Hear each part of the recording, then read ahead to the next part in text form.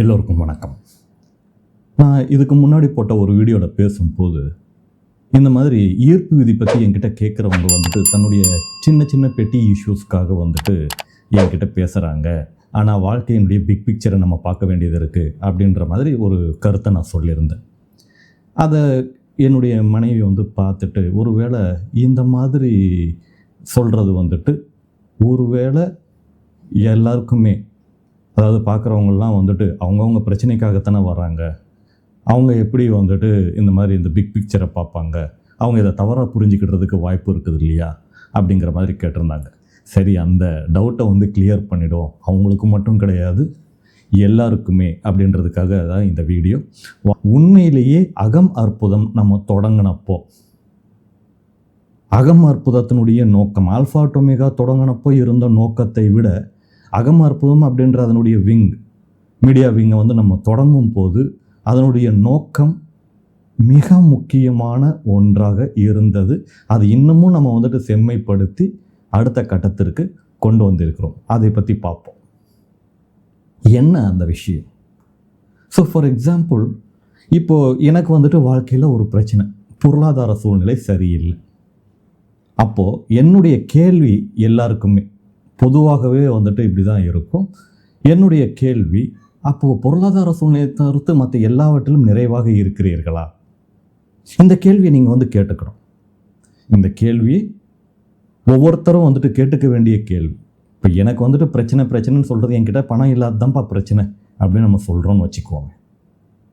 அப்போ இந்த பணம் விட்டது அப்படின்றா மற்ற பிரச்சனை எல்லாமே சரியாயிடுச்சா, இல்லை ஆல்ரெடி சரியாக இருக்குதா அப்படின்னு கேட்டிங்கன்னா நிச்சயமாக உங்களுக்கே பதில் தெரியும்.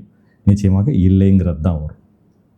ஏன்னா சரி, இப்போது இன்னொரு ஆங்கிளில் பார்ப்போம். அப்படி பார்த்தோன்னா பர்ஃபெக்டான மனிதர் இல்லவே இல்லை அப்படின்னு சொல்லுவாங்க. அது எல்லாமே நம்ம தவறாக அர்த்தம் கற்பித்து வைத்திருக்கிறோம். பெர்ஃபெக்ஷன் அப்படிங்கிறது பிரபஞ்சத்தில் இல்லை. நான் எப்போவுமே ஒத்துக்குவேன், imperfection is the perfection of the universe. ஏன்னா எதுலேயுமே பெர்ஃபெக்ஷன் நம்ம எதிர்பார்க்க முடியாது. ஆனால் நம்மை தாக்கக்கூடிய, நம்மளை ஹர்ட் பண்ணக்கூடிய விஷயங்களை நம்மளால் மேனேஜ் பண்ணி போக முடியும். ஆனால் நமக்கு பிரச்சனையே என்ன அப்படின்னா, நம்மக்கிட்ட இருக்கக்கூடிய அந்த சூழ்நிலைகள், அது பொருளாதாரமாகட்டும், இல்லை உறவு சூழ்நிலைகளாகட்டும், இல்லைன்னா உத்தியோகமாகட்டும், இல்லைன்னா வேறு எந்த ஒரு குறைவாகட்டும், இதை குறைவு அப்படின்னு நம்ம நினைக்கும் போது அந்த குறைவு மனப்பான்மை, விக்டிம் மென்டாலிட்டி, இந்த விக்டிம் மென்டாலிட்டிக்குள்ளே நம்ம வந்துடும். ஸோ விக்டிம் மைண்ட் செட் வச்சுக்கிட்டு நம்ம சுற்றி பார்க்குறோம், என்கிட்ட எதுவும் இல்லை. எவ்வளோ வந்தாலும் இந்த மனப்பான்மை எப்படி ஆகிடுது அப்படின்னா, எவ்வளோ வந்தாலும் பத்தலை அப்படிங்கிற மாதிரி போயிடுது, பற்றாக்குறை மனப்பான்மை. அதனால தான் நான் ஃபஸ்ட்டு நான் எழுதின புக்கு, ரிலீஸ் பண்ண புக்கு, சத்தியுகத்துக்கு அடுத்தது நான் ரிலீஸ் பண்ண புக்கு அப்படின்னு சொல்லிட்டு பார்த்திங்கன்னா, பப்ளிக்கு ரிலீஸ் பண்ண புக்கு எல்லாம் அபரிமிதம். நிறைய பேர் அந்த புக்கை பாராட்டியிருந்தாங்க. அந்த புக்கினுடைய மெயின் கரு என்ன அப்படின்னு கேட்டிங்கன்னா, பிரபஞ்சத்தில் எல்லாமே அபரிமிதமாக இருக்கிறது அப்படின்ற அந்த அபண்டன்ஸ் மைண்ட் செட், அபரிமித மனநிலையை நாம் கொண்டிருந்தோமே ஆனால் வாழ்க்கையில் நம்ம பார்க்கக்கூடிய இல்லைங்கிற சில விஷயங்கள்லாம் அதெல்லாம் இல்லை அப்படின்னு ஆகிடும்.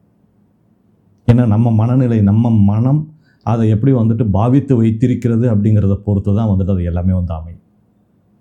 ஆனால் நம்ம என்ன பண்ணுறோம் அப்படின்னா, இல்லை நமக்கு இந்த விஷயம் கிடைத்தால்தான், இப்படி இருந்தால்தான் சரியான வாழ்க்கை, என்கிட்ட இவ்வளவு சொத்து இருந்தால் தான் அது நல்ல வாழ்க்கை, அபரிமிதமான வாழ்க்கை, என்னிடம் மனிதர்கள் இப்படி பழகினாதான் அது நல்ல வாழ்க்கை, அற்புதமான வாழ்க்கை, என்னுடைய உறவுகள் என்னை இப்படி கொண்டாடினால்தான் அது சிறந்த வாழ்க்கை.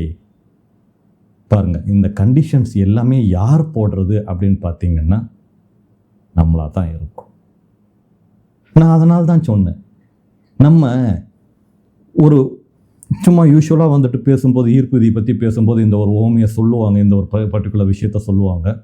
ஏன் நீங்கள் ஒயிட் பேப்பரில் இருக்கக்கூடிய, வெள்ளைத்தாளில் இருக்கக்கூடிய அந்த கரும்புள்ளியை பார்க்கிறீர்கள் அப்படின்னு சொல்லிட்டு நானும் அதை தான் கேட்குறேன். ஆனால் இன்னும் கொஞ்சம் வேறு மாதிரி கேட்குறேன்.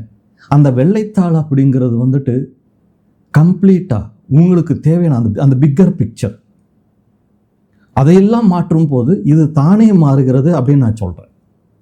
இது உங்களை ஹர்ட் பண்ணுறதுக்காக சொல்லப்பட்ட விஷயம் கிடையாது. நான் அதுக்காக சொல்லவும் இல்லை. இந்த பெட்டி இஷ்யூஸ்லாம் வந்துட்டு அந்த பெட்டி இஷ்யூஸ் அப்படின்ற அந்த வார்த்தையை பயன்படுத்தின உடனே என்ன ஆகுது, அப்போ இதெல்லாம் வந்துட்டு பெரிய விஷயமாகவே இந்த ஆள் கன்சிடர் பண்ணல. அப்படி கிடையாது. வலிங்கிறது வலி தான். ஒரு ஊசி குத்தி வலித்தாலும் வலி தான்.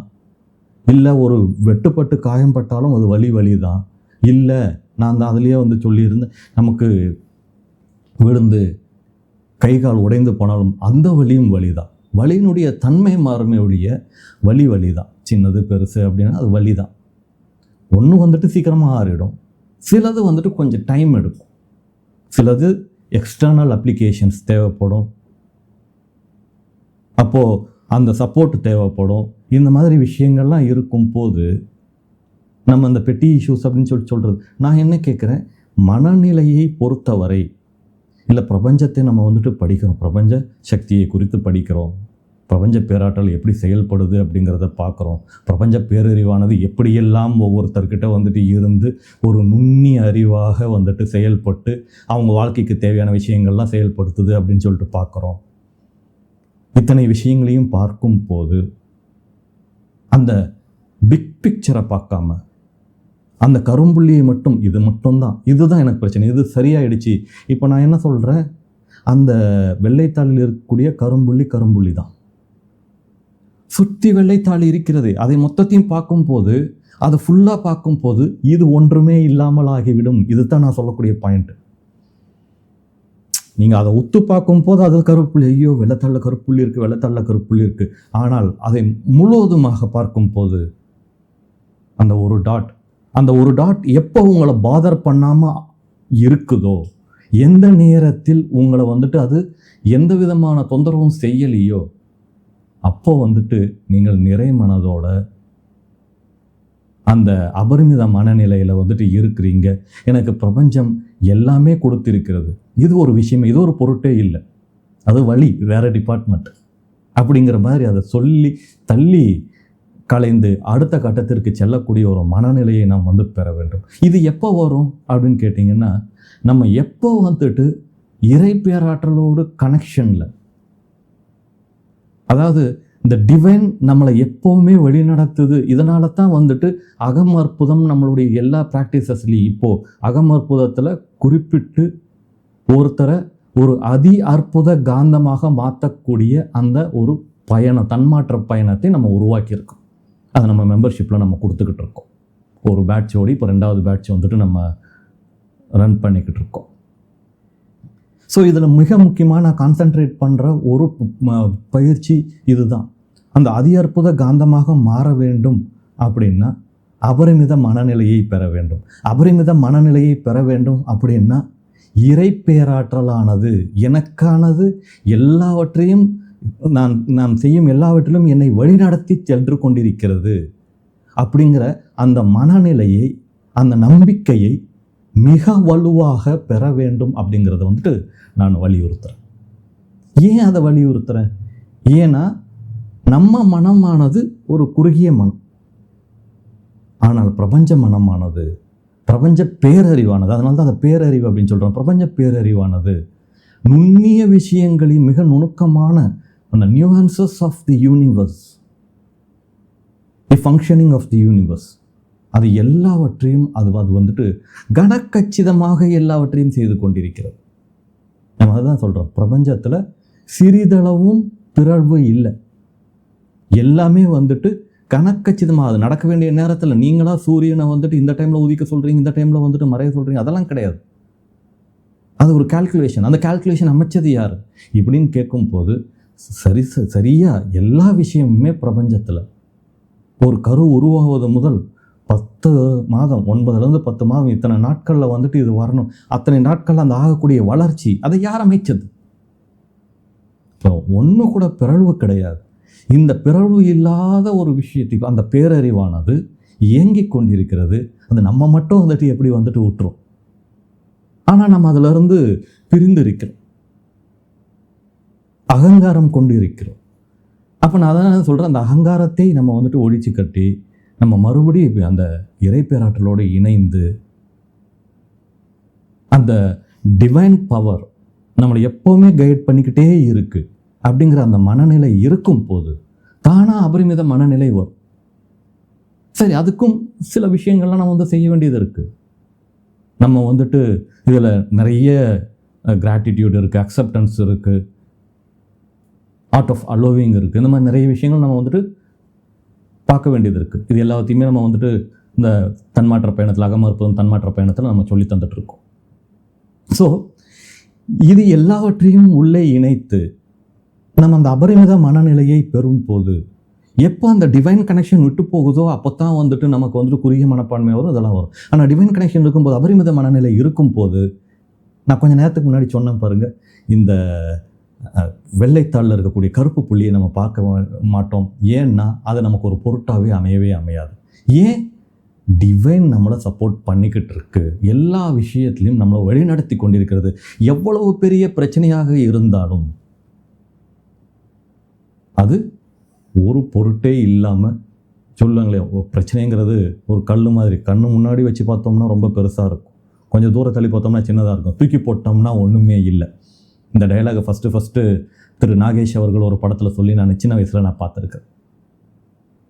அந்த மாதிரி அபரிமித மனநிலை வந்துட்டோன்னா இந்த பிரச்சனைங்கிறது ஒன்றுமே கிடையாது. இதை வந்துட்டு தூக்கி எரிந்து விற்போம், நம்ம அதை பொருட்படுத்தாமல் அடுத்த கட்டத்துக்கு. அதனால தான் நான் சொன்னேன், bigger picture is very important. நம்ம வாழ்க்கைங்கிறது வந்துட்டு வெறும் அந்த பிரச்சனைகளோடு அடங்கி போகிறது கிடையாது. பொருளாதார பிரச்சனை அதோடு அடங்கி போகிறது கிடையாது. நான் இதை சரி பண்ணும் போது இது தானாக சரியாகும். அபரிமித மனநிலையை நான் பெறும் போது பொருளாதார பிரச்சனை தானே சரியாகி கொண்டிருக்கும். அபரிமித மனநிலையை பெறும் போது உறவு சூழ்நிலைகள் தானே வலுவாகி கொண்டிருக்கும். அபரிமித மனநிலையை பெறும் போது எனக்கு எதுவுமே நடக்கலைன்ற அந்த விக்டிம் மென்டாலிட்டி போயிட்டு, எல்லாம் எனக்கு நடக்கிறது, எல்லாம் பிரபஞ்சத்தின் வழிநடத்துதலால் எனக்கு கிடைக்கிறது அப்படிங்கிற அந்த நம்பிக்கை உண்டாகும்.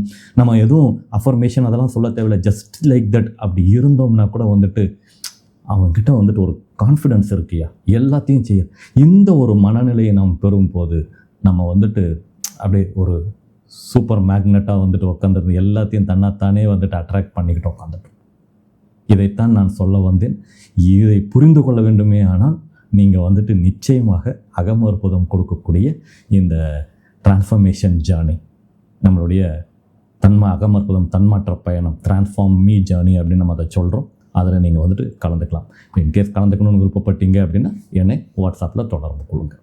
ஓகே, மீண்டும் ஒரு நல்ல வீடியோவில் சந்திப்போம். அதுவரை நன்றி.